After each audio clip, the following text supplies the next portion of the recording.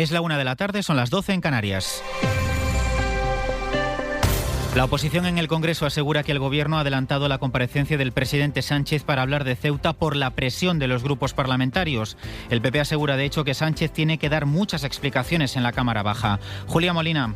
El PP cree que el Gobierno temía que los grupos que estos días se han mostrado críticos con la demora en las explicaciones apoyasen la propuesta para que Sánchez acudiese en periodo extraordinario y por eso han adelantado la fecha. La portavoz popular, Esther Muñoz, asegura que le exigirán las explicaciones que, a su juicio, Robles no dio ayer. Va a venir el día 3 y va a tener que dar muchas explicaciones porque el Gobierno no ha explicado absolutamente nada. Tiene muchísimas preguntas que responder. Ayer la ministra Robles vino y no contestó a nada de lo que preguntó ningún grupo parlamentario. Es algo que dijimos todos los portavoces. El PP también insiste en que es necesario que comparezca la directora del CNI en la Comisión de Secretos Oficiales para que aclare qué información tenían los servicios de inteligencia. El presidente de Ceuta, Juan Jesús Vivas, hoy ha cargado de nuevo contra el Gobierno por la gestión de la crisis en su ciudad. Critica que no haya datos de cuánta gente sigue hoy en día allí. Asegura también que el Ejecutivo sí era conocedor de lo que iba a ocurrir. Un hecho como el que estoy diciendo, es decir, la vulneración de nuestra frontera y de la integridad territorial mediante una entrada masiva que se pudo evitar, que se tuvo que evitar, que la tuvo que evitar quien podía y debía hacerlo y además estaba avisado. El Gobierno de Aragón tampoco va a acudir a la Conferencia Sectorial de Juventud e Infancia convocada para mañana. Se une a los ejecutivos de Castilla y León y de Extremadura, que gobierna el PP con Vox. Rechazan la acogida de menores migrantes procedentes de Ceuta y los 3 ejecutivos autonómicos han anunciado que impugnarán cada expediente que reciban de estos menores. Aragón, Esther Orera. Es la estrategia que están siguiendo los gobiernos autonómicos de PP y Vox. En el caso de Aragón, la competencia de bienestar social y familia está en manos de la ultraderecha. En una carta remitida, la ministra Sira Rego, el vicepresidente aragonés Alejandro Nolasco, de Vox, reclama que conste en el acta de la reunión sectorial su negativa al acuerdo propuesto y a cualquier reparto de menores extranjeros no acompañados desde Ceuta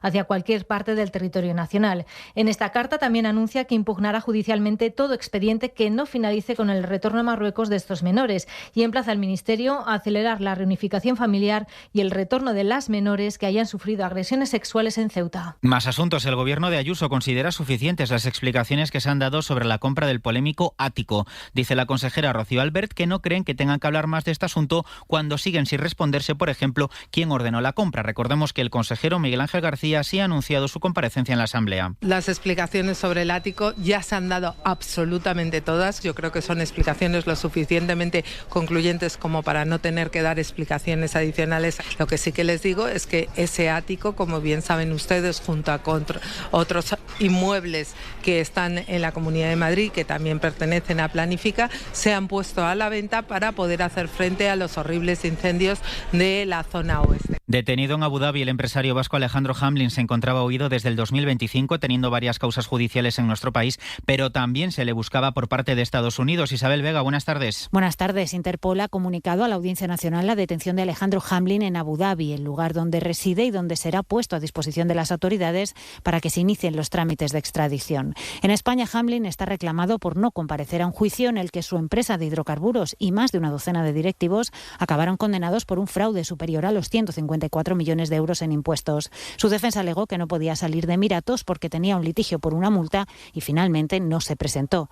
Pero además, otro juez de la Audiencia Nacional pidió su extradición por un asunto de revelación de secretos que afecta a un agente de la policía. El empresario vasco es también una pieza relevante en el caso sobre Leire Díez por la grabación de una reunión por videoconferencia que mantuvo con ella y otras personas en un despacho de abogados. La exmilitante aparece ofreciéndole pactos con la Fiscalía mientras le pide trapos sucios para atacar a la UCO. En Madrid se ha desarticulado un grupo que se dedicaba a atracar en establecimientos. En uno de ellos fueron determinantes las cámaras de seguridad que habían instalado sus propietarios. Alfonso Gea. Así es, los 2 detenidos por ser presuntos responsables de 5 atracos, de 5 asaltos a bazares chinos.